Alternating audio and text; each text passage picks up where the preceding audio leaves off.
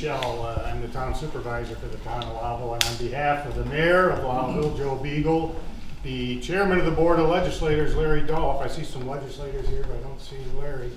I want to welcome you all and Congresswoman Stefanik for holding this coffee with your Congresswoman here in Lowville, New York. So without further ado, I would like everyone to stand, please, for the Pledge of Allegiance. I pledge allegiance to the flag of the United States of America and to the republic for which it stands, one nation, under God, indivisible, with liberty and justice for all. Yeah, it was just a month or a month and a half ago that Congresswoman Stefanik was right next door here talking to Lewis County representatives and people involved with the opioid crisis. And it's good to have you back. I don't know if you made the Cream Cheese Festival this year or not, but you've made it. This is one of the few years I missed it, but I've been there many times before cutting the cake. We had 10 or 15,000 people according to the numbers. I want to again thank the Congresswoman for coming to the town of Lowville here and to Lewis County. She's ready, willing, and able to answer any questions, be they local, federal, or international. We're here to accommodate you, the members of the congressional district, and we'd like to keep this very civil.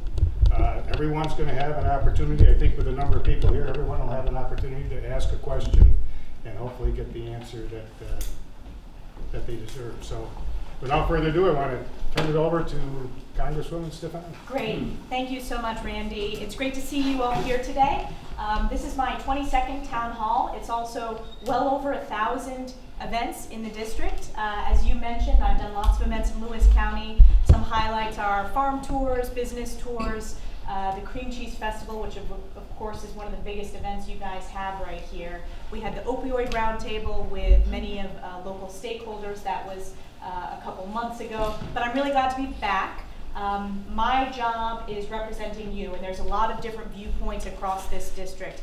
I try to focus on constituent services. We are here at the VFW. Thank you so much for hosting us here today. My office is deeply engaged in VA benefits. We've been able to claim over $3 million of VA benefits owed to veterans. So everyone knows veterans, or many of you are veterans. If you have individuals with issues with the VA, please refer them to my office, because we have a great record of being able to make sure that we set up appointments and that we get access to benefits. Another area that we focus on is Social Security benefits. We've been able to claim over $3 million of Social Security benefits. Additionally, we work on grants, and I know many of our Lewis County local elected officials and economic development leaders have worked with us on that grant process. Broadly, I'm very focused on jobs in the economy, supporting manufacturers, supporting our farmers, particularly our dairy farmers who have faced significant challenges in Lewis County and frankly across the region. I'm also focused on issues related to Fort Drum, which is so critical to the broader economy, not just of this district, but of New York State, and plays such a unique role in the U.S. Army. I wanted to recognize my friend and colleague, Assemblyman Ken Blankenbush, who represents this district at the state level. Ken, why don't you stand up, say hi briefly, and then I'll go to questions.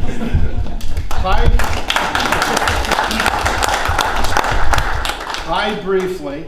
I just want to welcome the Congresswoman. This is my second meeting with her. Last night I was with her. And again, I just want to say that she is out there in our district. And it's the largest district this side of the Mississippi. It's the biggest geographic district, and to cover it the way she covers is just outstanding. You know, it's outstanding. I have 4 counties, and I just don't know how you could see that she had the energy to do this and come out here to meet with everyone. Over 1,000 meetings over her term, and I'm amazed at the energy she has and the willingness to come out here and meet face to face with all of us. So welcome, and happy to be here today. And when he said 2 meetings, he means 2 meetings in the last 24 hours. We've had hundreds of meetings together. But why don't we jump right in into questions. There's a lot of different issues obviously going on in Washington. Most of these coffees with your Congresswoman, we get people with all sorts of different views. We ask that you be respectful because people have diverse opinions across this district, but I'm happy to answer questions on any topic. Okay, the first, the winner of the lottery this morning is Karen Giroux. Is it Giroux? Yes. I have to start. Well, It's you're okay, the don't be winner. shy. Actually, I'm a winner. My question is, it's been 3 years. What are you actually doing for health care, especially drug prices? I had to get a prescription for a little scratch in my eye, $50, and I have coverage. Being able to see the busloads of people going to Canada to buy their prescriptions, and it seems as if not much is happening out of Congress, one division or the other. But it has to come to the point where we've got to start doing something. Thank you. I agree. I think everyone has faced either high prescription drug costs, high premiums, or surprise bills that you get from your doctor. On the prescription drug crisis, which I do think is a crisis in this country, there are great bipartisan bills, which I'm on. I think we ought to vote those bills on the floor and demand that they pass the Senate. One is the CREATES Act, which doesn't allow the pharmaceutical companies to limit generics getting to the marketplace. One of the key challenges we face is pharmaceutical companies are able to kind of have a monopoly and really determine the price, whereas the generics can't make it to the marketplace. We ought to be making it as quickly as possible for generics to get there. Another important part of this is FDA. We need to make sure that FDA is approving drugs as quickly as possible so that we can get the best drugs or the best cures possible to market. It's important. I meet with a lot of constituents who are either lung cancer survivors or breast cancer survivors or have very unique specific diseases that they are just waiting and hoping for these FDA drugs to be approved. So increasing funding for the FDA, but also forcing them to go through the approval process much faster, which means the generics come to the market. Broadly on healthcare, I know you asked about prescription drugs, but I wanted to touch on some of the other issues as well. Rural hospitals. I visited Lewis County Hospital in this district, making sure that rural hospitals financially have the support that they need. We've done that through various bills that we've voted on, making sure that they're reimbursed properly if they're sole community hospitals or Medicare dependent, which many hospitals in this region are. And then another really important part of this is community health centers. We have quite a few community health centers which are partially federally funded.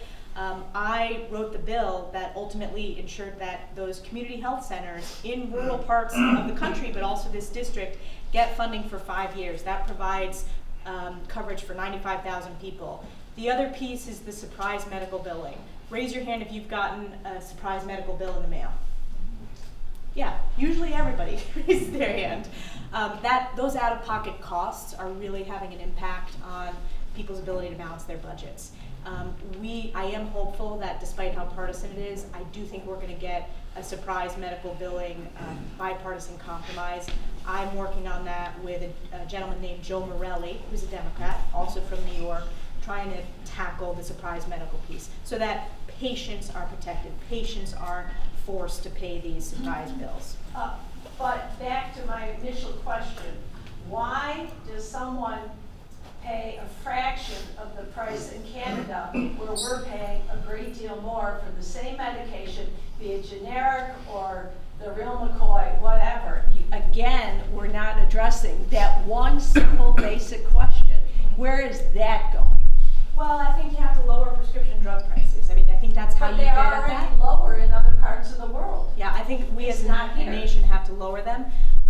I don't think the Canadian health system is the model for us. We have a lot of Canadians who come across the border to pursue health care here. But the CREATES Act is a good first step. Energy and Commerce Committee has a lot of bipartisan bills they're working on. And I do think you will see, again, solutions hopefully before the end of this year. My priority is making sure that we are getting generics which are more affordable to the marketplace, and we're not allowing pharmaceuticals to limit or make it a longer time horizon before generics get to the marketplace. Or limit the amount that the pharmaceuticals are charging for different purchasers. Yep, I appreciate it. I know it's a really important issue. Thank you. Yep. The second winner. Tom Gunn. Hello. There's two things that were in my mind. One is, well, they both revolve around the same issue. It's that grants get awarded and programs are created. For example, broadband in this county. The county worked with an organization to come in and create a broadband system to supply broadband to those underserved areas. But the grant programs are so difficult to work your way through and acquire the monies that are needed to get these things going. And another one is the rebate to teachers, for example, who took on loans, and they were promised to have those loans reduced after 10 years. They forgive the balance of the loan. And those programs are so complex to work your way through. They are. Is there anything you could do for that? Yes, both of those are great questions. So on the grant, when I first ran, one of the promises I made was having a one-stop shop for all grants. So we do have a grants guide on our website we make available to all of the local elected officials. And we've had a great deal of success identifying grants, whether they're through the USDA, whether they're through the Northern Border Regional Commission. But you are right. Particularly some of the smaller towns and villages don't have the budget to be able to have a full-time grant writer. What we do is help identify the grants and then help write a letter of support and work with the federal agencies. And we've had success in Lewis County and with other grants across the district that have been covered in the local media. But there's always more work to do. We're constantly looking for that. On the public service loan forgiveness, I'm on the education committee, and there are a lot of problems with that program. There are problems about how you count the different years. Let's say the teacher moves from one school district to another or from one state to another. So I do think reforms need to be made for the ease of the grant recipient, the public loan forgiveness recipient, so the teacher in this case. I'm happy to help if you know of an individual teacher, though. If it's a casework situation and it's an individual, we're happy to look into it and see what we can do. But it's too complex of a program. I also think when we consider public service or professions that we're in need of here, teachers, of course, we're very much in need of. But we're also in need of nurses. We're also in need of caregivers. We're also in need of farmers. And I think public service loan forgiveness, if we allow states to kind of regionally think about what their greatest needs are, that would give us more flexibility to make sure that it fits the needs of New York, for example, or upstate New York. But it's definitely in need of reform. Third but not least, Judy Scoville.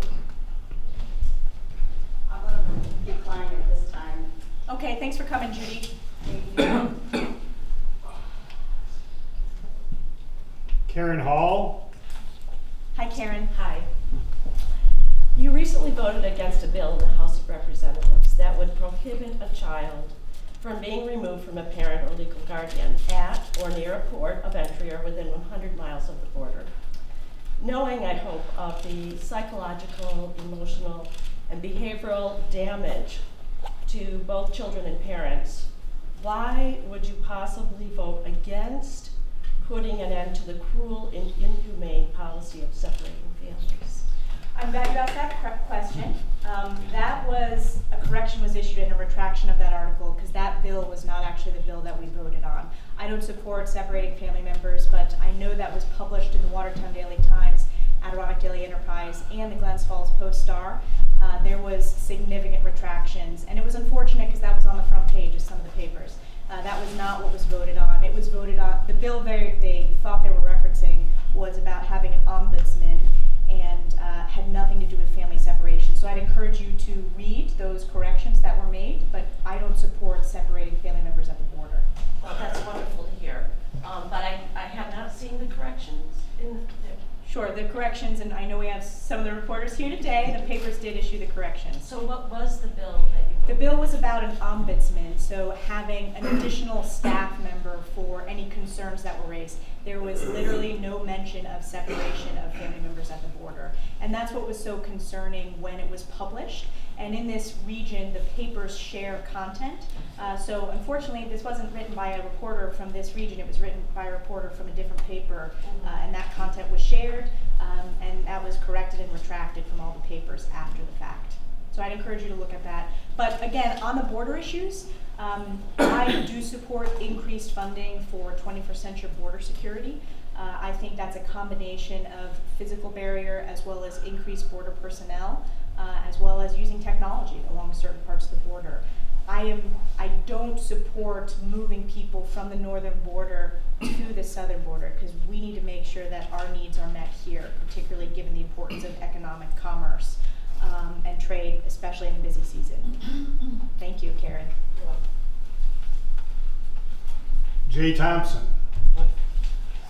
Representative Stefanik. I'll keep it really simple. I don't have much to ask or anything. This is my first time ever being in anything like this, an engagement with you. I'm glad you came. I'm one of your Fort Drum soldiers, so I'm the Chief Warrant Officer of a 10th Cab. In fact, we are all on our way over. I could have almost high-fived you on the way back. I know. There were a couple people that were already over there. Absolutely. Yeah. I got privileged in the sense that I get to leave a little later and get to be here since there's no helicopters. I don't have much to do right now. The reason why I'm introducing myself today is I'll be at 20 years here shortly, and the idea for me is to retire here. I have become a resident of Carthage and will, in fact, claim my state residency to be in New York and remain. The future moving forward is I hope to represent this district in some public service, maybe even your level, Mr. Blankenship's, however it sees fit, and just simply asking whatever it takes. It could be for advice, opportunity, time, or anything else in the way that we could engage or talk, or anybody that you see as mentorship and be offered. I don't mean to take up your time for that. So we're glad to have you here. First of all, thank you so much for your service. 20 years is a long time.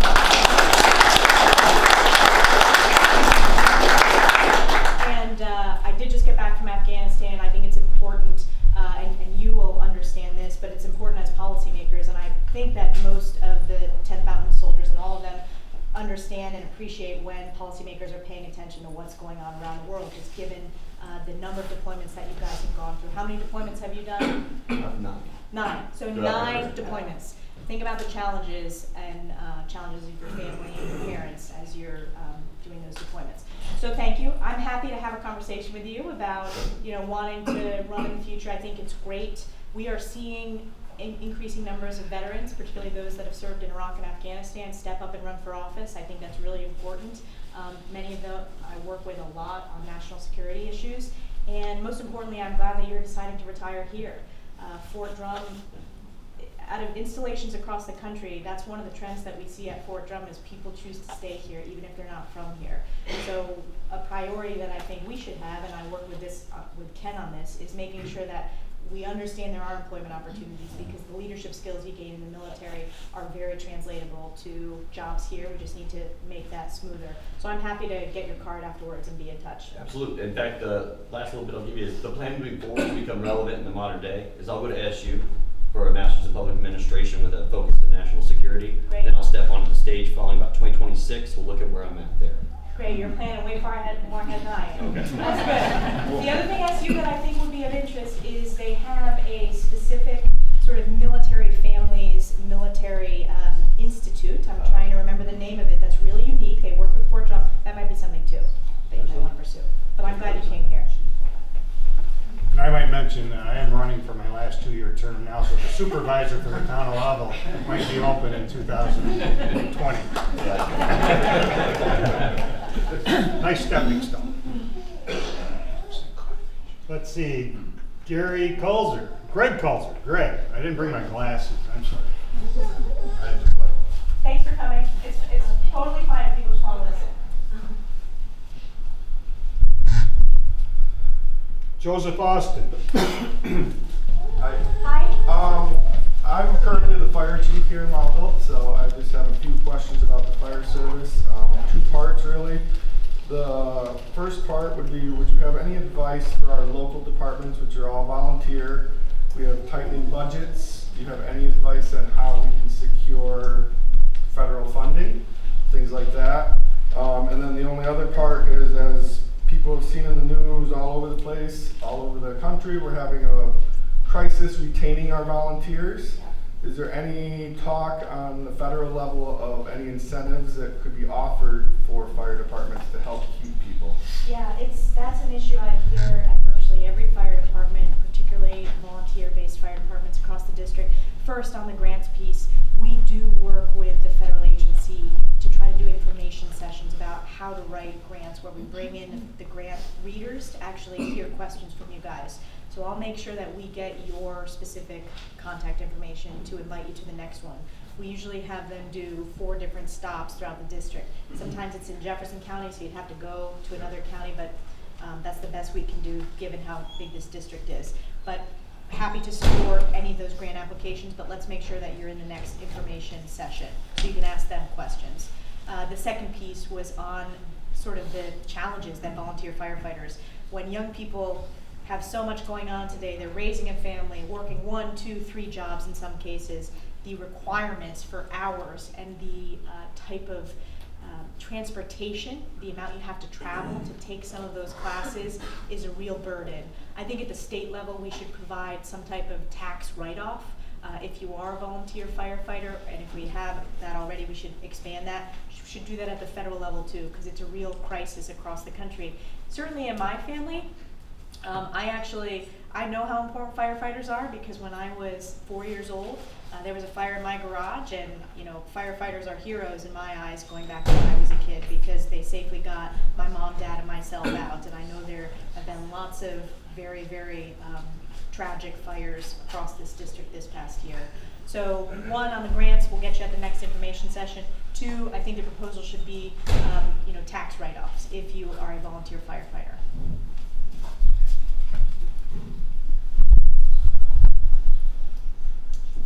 Rachel Lisk, I'm just here to listen.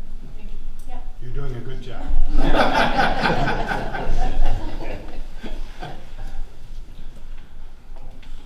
David Duff, Yes, hello. Hi, David.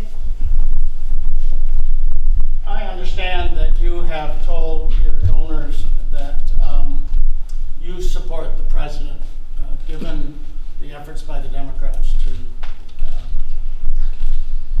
attempt to impeach him. You've also been very critical of the president's decision to abandon our Kurdish allies. With the potential rise of ISIS, what do you say to troops at Fort Belknap? Well, first I thank them for their years and years and years of deployment. In many cases, as he mentioned, 9 deployments, whether that's Iraq, Afghanistan, or other places of the world.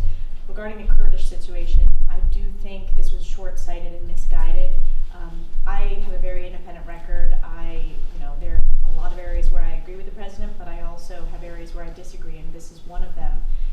One of the concerns that I hear when I talk to soldiers is, particularly those that served in Iraq pre-ISIS, having to go back in and reclaim territory that they had fought for years before, side by side with the Iraqis. That's of concern to me when you have this vacuum that's filled by groups like ISIS. And in the Syria situation, the way we're going to defeat terrorism globally is through partners and allies. We are not able, as Americans, to be able to do this all on our own. We've got to work with partner nations, and we have to work with fighting side by side people. And in this case, the SDF and the Kurds were very strong partners when it came to countering ISIS. And my concern is the long-term implications of when we leave our allies and partners behind. What's that going to cause in the future? It's going to cause people to question whether Americans are going to be there for the long haul. This is also tied very much to Afghanistan. We are in New York State, and I was a senior in high school when 9/11 happened, and my classmates had older siblings who not only worked in Manhattan, some of them worked in the World Trade Center, and we understand how important it is to make sure that we are not allowing any terrorist organization to plan an external operation on the United States ever again. And in the case of Afghanistan, which I'm tying both together, again, our key is making sure the Afghans are able to defeat terrorists and make sure that they have a secure nation, but they do need American support through the train, advise, and assist. So again, on the Syria decision, I think it was the wrong decision by the president. It's an area where I disagree. Do you see Congress gaining the backbone to stand up to I do this think you're going to. impetuous decision? Well, you've seen significant bipartisan pushback from both sides of the aisle, and it's been pretty overwhelming. I can only think of 3 members that supported the decision. Justin Amash, Rand Paul, and one more that I'm forgetting. So there has been significant, overwhelming pushback to the decision. I think legislatively, what you'll see is potential sanctions on Turkey. Lindsey Graham has talked about that publicly. I haven't seen it in writing yet. But again, this is an area where I don't think the president took the right approach. What will we do for the Turks, or for the SDF? Kurds? Yeah, I'm concerned about that. You know, I don't know the answer to that. And it's of deep concern, and they were and they are very strong allies and partners. And what I am also concerned about is in that region of Syria, you have approximately 11,000 ISIS fighters who are kept in a prison that's kind of secured and monitored by the SDF and the Kurds. And what's going to happen, because the SDF is now focused on, you know, the counteroffensive towards Turkey. We don't want those hardened ISIS fighters to go back on the battlefield. That's the last thing we want to happen. I would encourage you to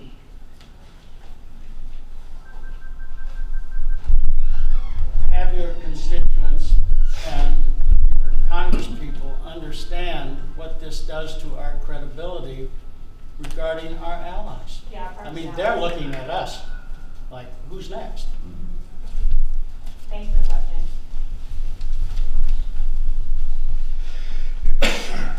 Eric Verkler. No question. Eric, good to see you. Marilyn Patterson. Hi, Elise. Hi. Marilyn Patterson, Town of Greg Supervisor. I want to piggyback on Joseph with the volunteer fire department. I had a board meeting last night in Lions Falls. People come in, it's budget time, they're short of money, they need equipment, can we help? They're talking about heart monitors, the automatic compression for the AED and CPR, yeah. And they're thousands of dollars for this equipment. Yeah. And they're saying, a lot of people go, well, it's only used maybe once or twice. No, it saves a life that time. But he said, talk to the lady that we saved their life, and how much is it worth, how much of a price can you put on it? Our town gives tax exempt on their properties and everything for volunteers, but we're getting to the point where we don't have many volunteers at all. So I would like to be put on that list. Of course. To see what we can do for both the Lions Falls and 3G, and I would disperse if anybody in the county Yes. that has volunteered. It sounds like it's helpful to have both the town, county, and the fire department chiefs on those lists. So I would love to invite you to the next one, and you can encourage this fire department leadership to come. Okay. Thank you very much. Yep, thanks. Good to see you. Bernadette S. No comment. Thank you. Ron Burns. You didn't draw me. I did too. Why'd you draw me? Wrote your name on the It other. says Ron Well, let me think. I'd probably come up with It something. says Ron Burns. Is there a Filled out second? two of them. That's my brother. Are you finished? Pardon me? Are you finished? Yes, I am. Thank you. Oh, man. George Smith. Right here. So my question already was asked about Syria, but so that's in Syria. What are we doing here about domestic terrorism? Because there's been a massive rise in white people, white males my age and younger, that are alienated, and they're going online and they're finding these communities where they're feeding off each other, and they become mass shooters. They blow people up.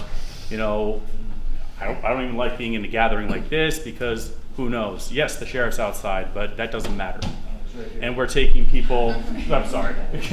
And we're taking people alive, and they're shooting 40, 50 people, and the cops aren't even killing them. Like, I don't like killing people, but how are we taking people alive that are murdering people? Well, first of all, white supremacy is heinous, and it is when they commit a violent act or a mass shooting that is a form of domestic terrorism. It's to incite fear in the American public, and we need to make sure that we're supporting our law enforcement with all the tools they need to prevent those things from happening, but also our prosecutors to make sure they are prosecuted to the greatest degree that they possibly can be. The Department of Justice, I think, should characterize mass shootings from white supremacists as domestic terrorist events, and they should treat them as such.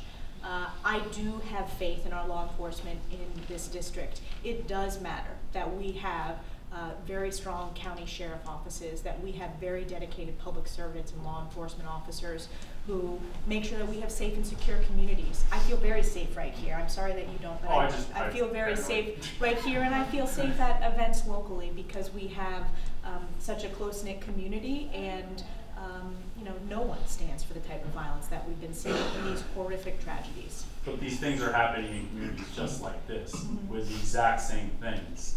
And they're happening, and instead of trying to deal with the problem like school shootings, they're designing schools with curved hallways. That shouldn't be the solution. Regarding school shootings, again, these are horrifying tragedies, and one too many. I do support school resources officers. I think that investment deters any type of violent act at school. I also support teachers who are trying to deal with sort of the cultural bullying aspect at schools. You oftentimes see that the criminal, in many cases the young person who's committing the crime, has been ostracized, or there were signals that were given, and sometimes those references or calls to the FBI aren't appropriately referred. So I think it's about information sharing. I do support school resources officers. I think that our law enforcement community has really stepped up locally in terms of taking this on. So do you support red flag laws? Red flag laws, I think, have to respect due process. If they do respect due process, then I would support red flag laws. Thank you.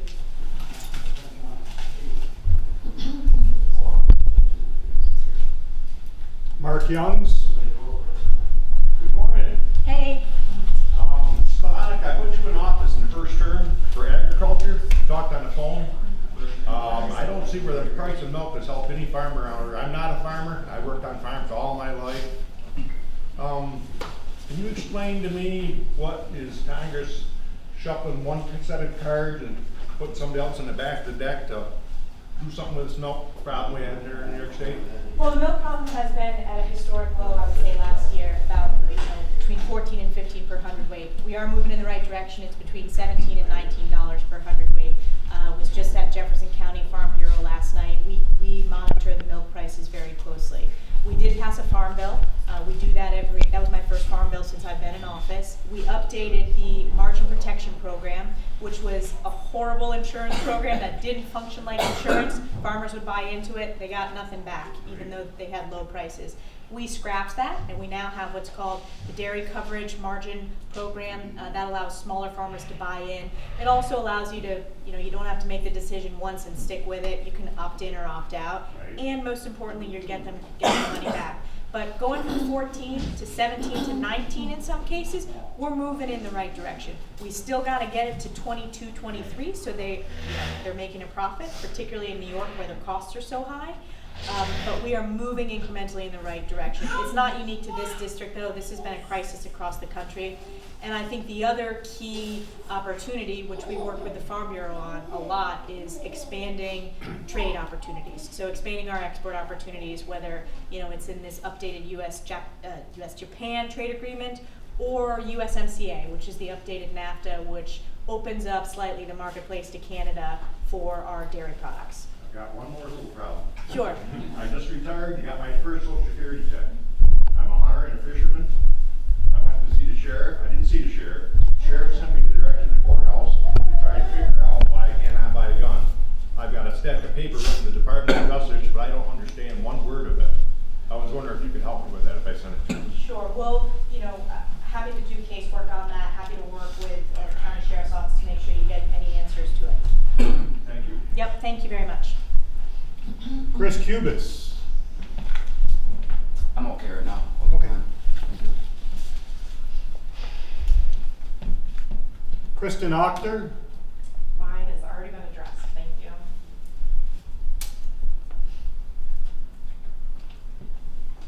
Stephen Blow, here.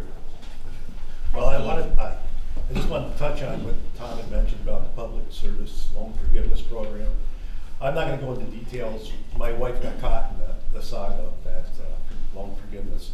And I sent a letter to the GAO. I never got a response from them, but it'd be all right if I forwarded it to you. Yes, your office. forward it to me, Steve. You and I know we've talked on the phone before. I'm happy to look into it, see what we can do to help. And that's the problem is people are, this promise was made and it hasn't been kept. So many people just given the intricacies of the program. Right.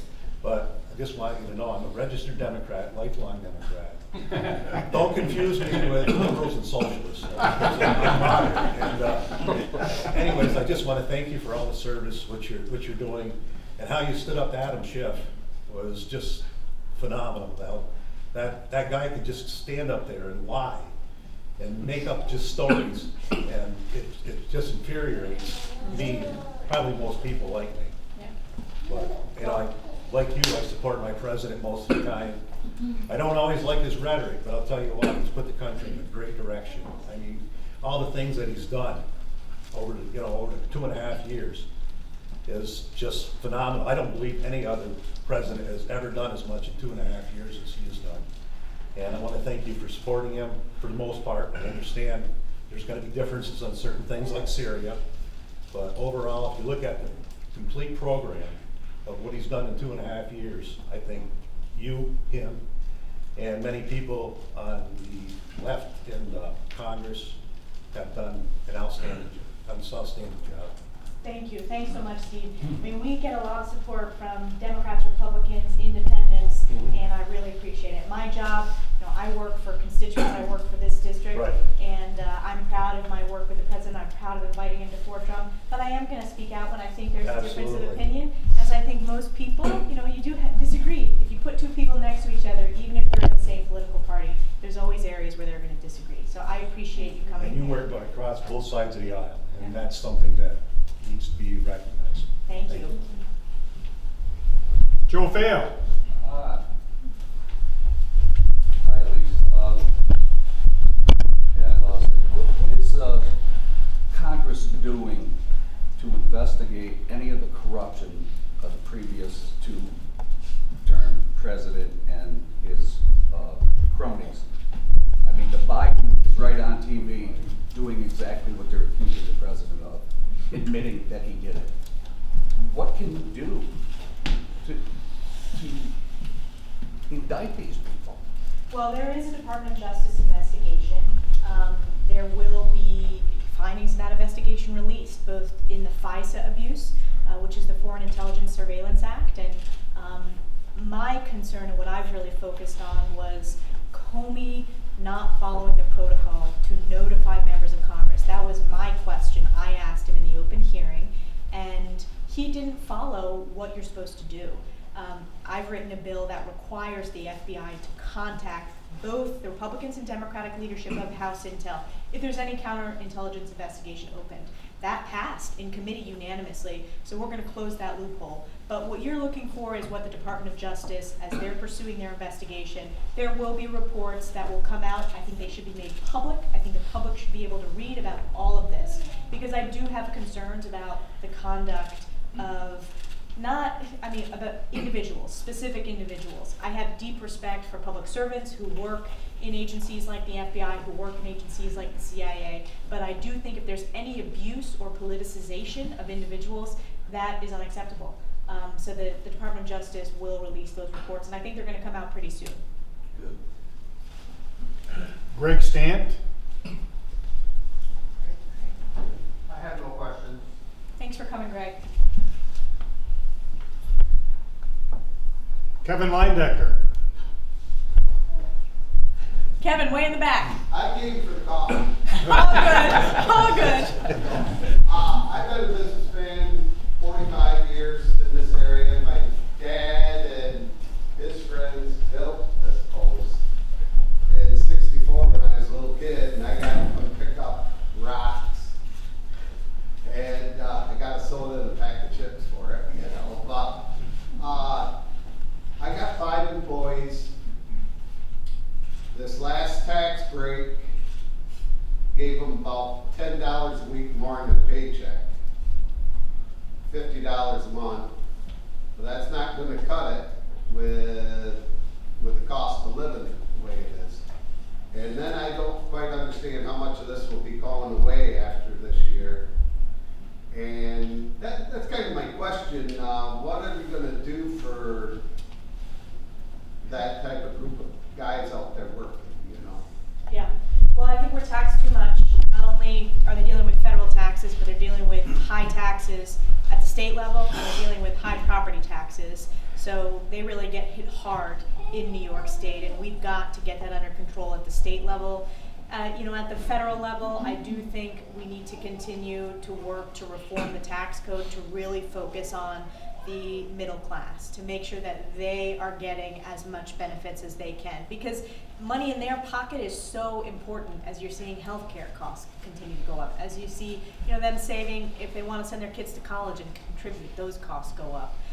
But I really think in New York, we have to take that on at the state level. I know that Ken Blankenbush is taking that on. At the federal level, on the certainty on the tax bill, I do think it's sort of going to be status quo broadly, because we're in divided government right now with Democrats controlling the House, Republicans in the Senate. So there won't be a huge tax overhaul. I think you will see some fixes or kind of cleanup. They do tax packages that are bipartisan to fix aspects that were overlooked. But my focus is always on how do we lower the tax burden. The way you do that is you lower spending. If you look at both the federal level, our spending is out of control, and at the state level, spending is way out of control. We spend more than any other state on programs like Medicaid. And we need to make sure that we are running the best programs, but we're doing it in a fiscally responsible way. Sorry, I didn't hear the comment. Oh, okay. Randy Lowville. Hi, I want to address the elephant in the room, I think, the national elephant in the room, and that's the issue of the impeachment of Donald Trump. Do you support a president who will contact a foreign leader and ask for help in investigating another political opponent? For 3 or 4 countries now that he has mentioned in his time. And then my second question is this. Brian Mann on North Country Public Radio has mentioned several times that you are refusing to get involved in an interview with any of the local stations regarding the whole impeachment process. I'd like you to respond. Personally, I think, how low can this president go before you guys finally call him on something? It's a hoax.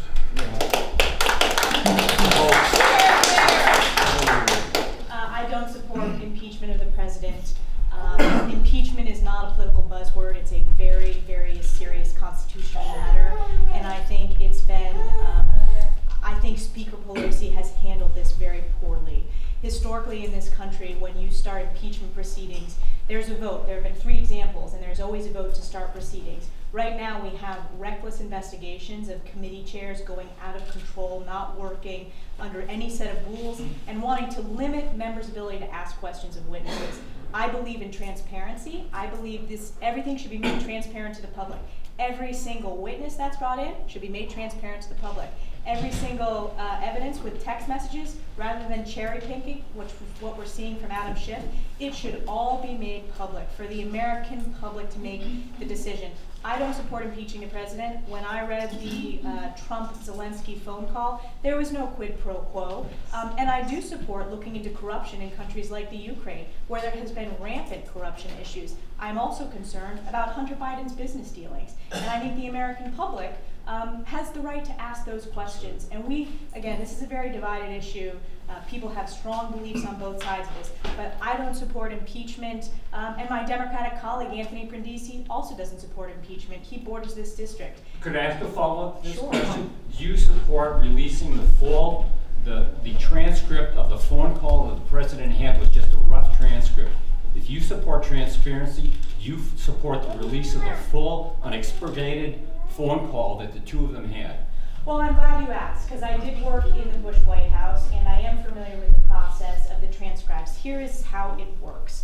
When the president has a head of state call, typically the other people that are on the line are the national security advisor, sometimes the chief of staff, and then 2 or 3 people in the White House Situation Room. Those are not political appointees, those are just professional staffers that work in the intelligence community. Both of them work to transcribe 2 or 3, worked to transcribe as detailed as possible. This is as close as a transcript you're going to get. There is no other transcript, and it sounds like, it reads like a transcript to me, and it certainly sounds like the way the president speaks, and he speaks non-traditionally. But you even have the president of Ukraine coming out today saying there was no quid pro quo. So I know it sounds like you support impeachment. I respectfully do not support impeachment of the president. I think transparency is a good thing. I want to be transparent about everything. It should all be released to the American public. So they have an opportunity to read it, and they're going to have an opportunity to take a vote next November. But thanks for the question. Quick follow-up. And when are you going to finally sit down and talk to Brian Mann or any of the other? I forgot that one. Thank you for reminding me. I have done hundreds of press avails, and we are covered extensively. Brian Mann has done many, many press opportunities. But what I do think is interesting is that my opponent, for the past 3 years, she's had one press avail. Just one public event with press invited to attend. Brian Mann, I've done interviews with. He's shadowed me for 2 days in Washington. We're going to continue answering. And the press is here today. I did a press avail before. I don't know why their outlet didn't send anyone. But again, we have a great relationship. I've answered questions from the reporters that are here today. But thanks for asking. Bob Skoll. I decline.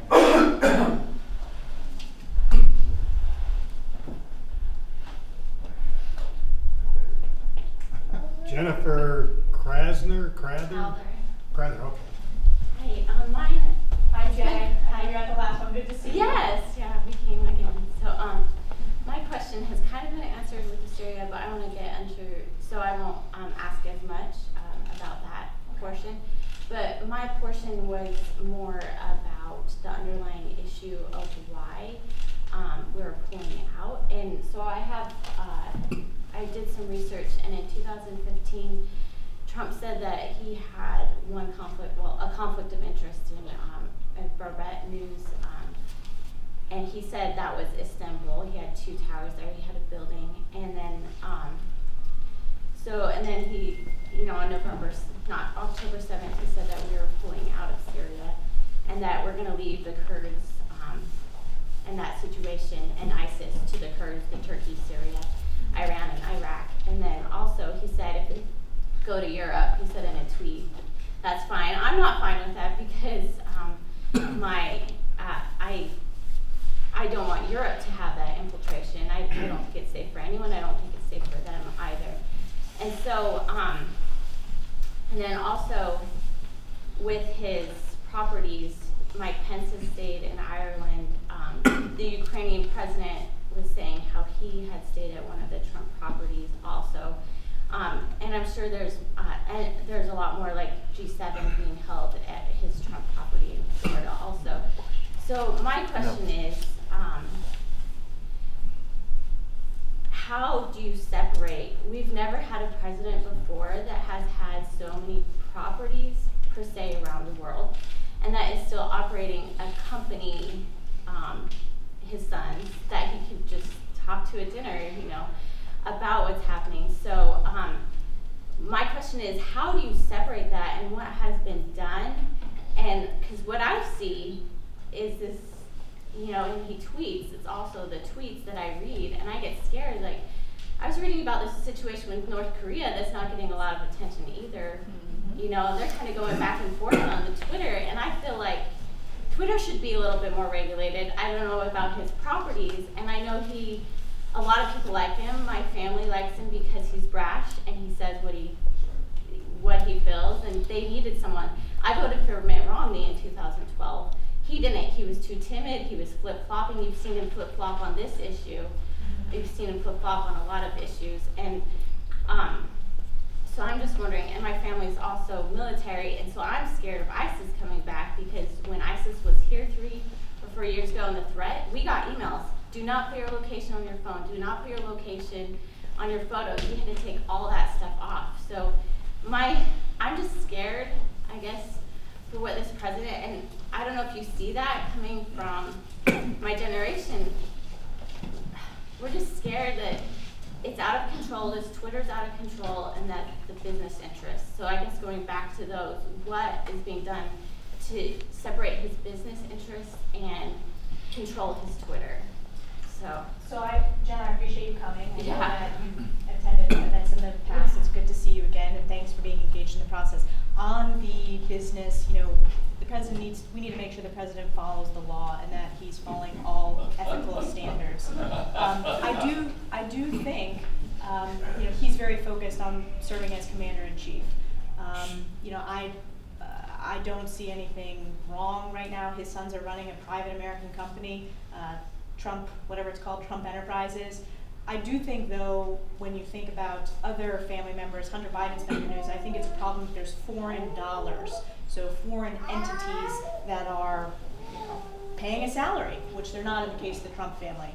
But that aside, as a member of Congress, we need to continue to show our oversight, and when there are issues, we should look into them. I don't see issues right now.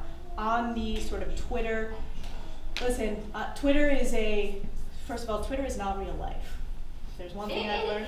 It's becoming real life. I feel like a lot of that's people where you go. I know. That's where I find news now. A lot of people go on Twitter to find news, but a lot of people aren't on Twitter in this district, and that's what I've kind of realized as I've talked to constituents. There are a lot of people that aren't on Twitter, every day, or aren't on Twitter ever.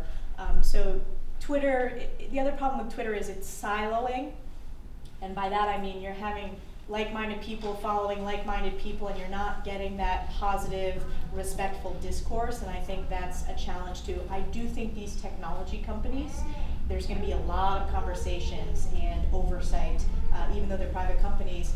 They have to answer some tough questions about. Listen, I've always said I think the president should tweet less. I think the president uses Twitter because he gets frustrated with the media coverage, so it's a way to directly talk to the American public. He is a non-traditional president who communicates in non-traditional ways. But I've always said sometimes the tweets, I wish he would tweet less. But that's just I use Twitter differently than the president does. Randy LaSchultz. I yield to Ron Burns. He's already had his chance. Randy LaSchultz, Legislative District 2 here in Lewis County. It was broached on the impeachment process. Did you see a call to vote by Assemblywoman Pelosi? Well, she has not called that vote yet. I think historically, if you do want to start impeachment proceedings, every American citizen deserves to know where their member of Congress stands, and she's shielding her members from taking that vote is what's happening right now. So if she wants a vote, she can take a vote. Doesn't the Constitution call for the legislature to have its own proceedings when it comes to impeachment? They don't have to vote according to the Constitution, correct? Is that correct? Historically, whether it's historical or not, is it correct that the Constitution does not call for a vote? I believe historically, if we are to pursue impeachment investigations, there should be a vote. I'm willing to take that vote. Many members of Congress do not want to take that vote because they are concerned about the backlash from their constituents. I would vote no if that vote were brought to the floor, but it's an important question that Speaker Pelosi has yet to have a reasonable answer to. So thanks for the question. Historically, we've had presidents in the past that divested from their own businesses, and not this one. Robia McQueen.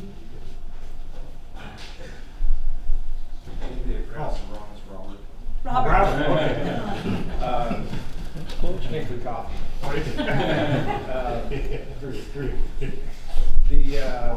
retired in 2017 from the Army. I was an explosive ordnance disposal technician.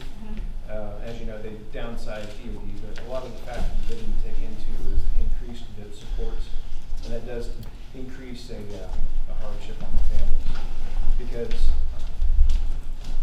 during conventional OCONUS missions, it's support of the warfighter. A lot of people will be back to the States, and it's training, but you're not really doing your job unless you're like aviators, medical, stuff like that. EOD guys get tapped by the Secret Service to support VIPs, so they are gone a lot. There's a high divorce rate too, and there's also a high suicide rate. Is there any thought to adjusting those numbers to support those missions outside of the conventional warfighting? On the suicide issue, there has been a huge amount of focus on seeing this uptick in suicides, and I think looking at in particular roles and high suicide rates, we need to have specific solutions recommendations just because it's a kind of personal experience. I'd love to hear what your recommendations are, and I would be happy to introduce legislation or policy proposals on it. But again, maybe we can follow up after this. Thanks for being here today. Thanks for so you left in 2017. Were you from here locally, or you chose to stay? No, I grew up in the Midwest and I retired out here. Well, we're glad that you stayed here. Thanks. Larry Dohall. No question. Thank you.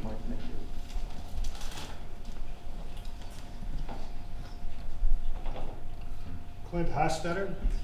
Hi. Thanks for coming to Lowville.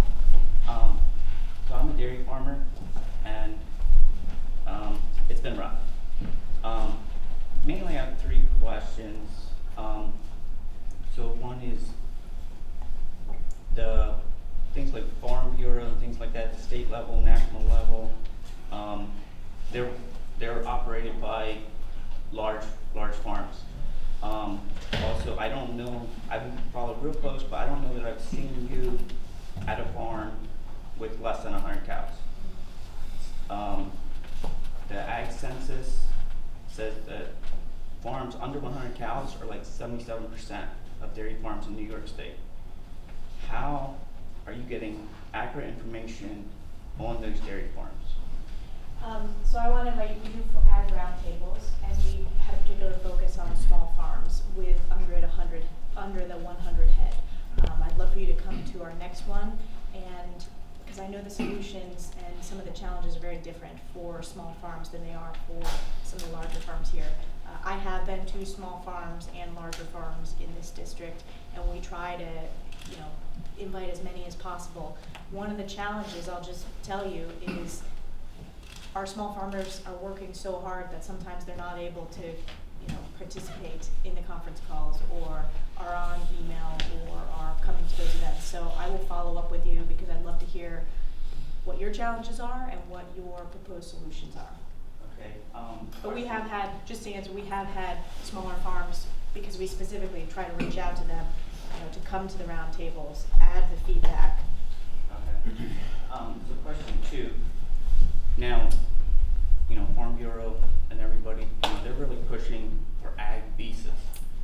Why do we even have ag visas? If we need visas, it should be work visas. To do ag, you're targeting an industry which really drives down the prices, increases the supply, drives down the prices. Farm Bureau and things will say they're needed, that Americans won't do the work. But yet we have farms going bankrupt, farmers that want to do the work. On the ag visa issue, my understanding when I hear from farmers is that it's very difficult to find local employment to milk the cows, and cows need to be milked multiple times a day, as you know, and there's been a real challenge given that there is no year-round visa program, which is why I do support a 3 to 5 year-round visa program. I think when they talk about ag visas, it's not just dairy, it's also seasonal.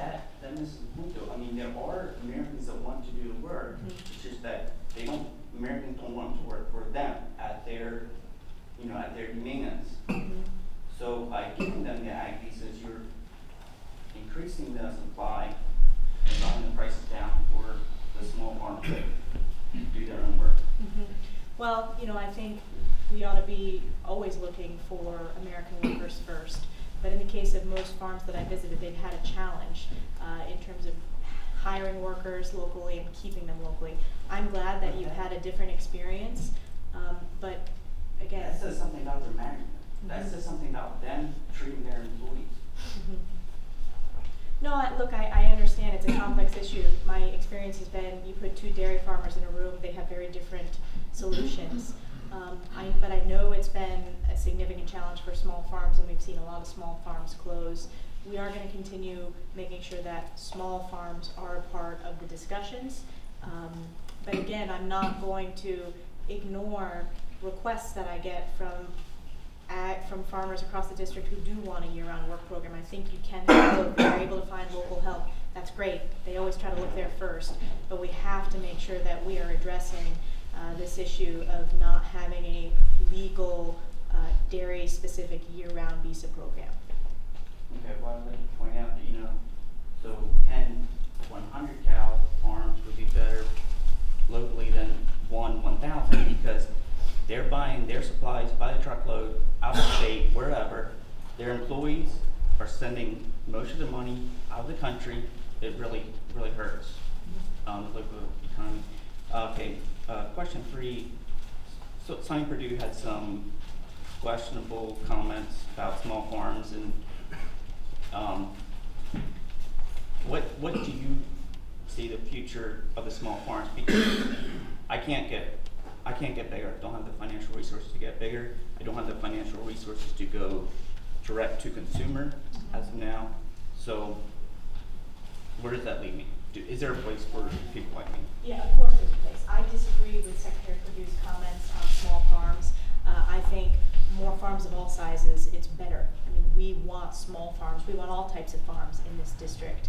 And anything we can do to support small farms who have unique challenges is important. So updating the MPP program, making sure that we are expanding markets, hopefully free trade and updating these trade deals will give you greater opportunity.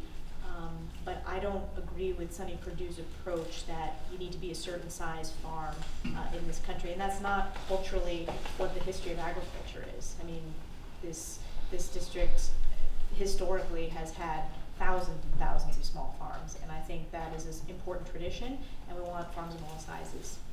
So I disagree with him, but thank you for coming. Tom Osborne. I'll decline at this time. The final ticket. Paul Funk. Yes. If Trump is so innocent, why is he obstructing justice? And why are the Republicans backing him and letting him get out of it? So here's why the impeachment vote is important.